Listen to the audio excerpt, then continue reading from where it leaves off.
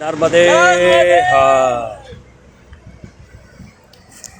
બિરલા ધામથી પરિક્રમાનો પ્રારંભ કર્યો છે મારા પોતાના નિવાસસ્થાનથી.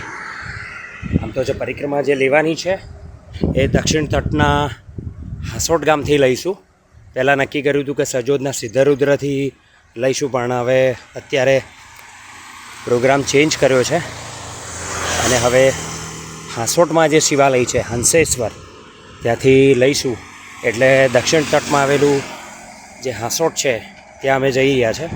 એટલે પંડવઈ હાસોટ રોડ જે છે એ રોડ ઉપર સાયકલિંગ કરી રહ્યા છીએ અને સાયકલિંગ કરતાં પહોંચીશું અને ત્યાંથી પછી હંસેશ્વરમાં પૂજન આદિ કરીને આગળ પ્રસ્થાન કરીશું વમલેશ્વર. અને વમલેશ્વરમાં રાત્રે 11 વાગ્યાની આજુબાજુમાં બોટ છે, એટલે બોટ દ્વારા મીઠી તળાઈ ઉત્તર તટ પર અને ઉત્તર તટથી પછી આગળના એક ગામના શિવાલયોમાં પૂજન આદિ કરતાં આગળ વધીશું અને અમરકંટકથી પછી દક્ષિણ તટમાં જે સ્થાનકો છે એ કરતાં પાછા જે દક્ષિણ તટમાં હાસોટથી જે શરૂઆત કરી છે તે આવીશું.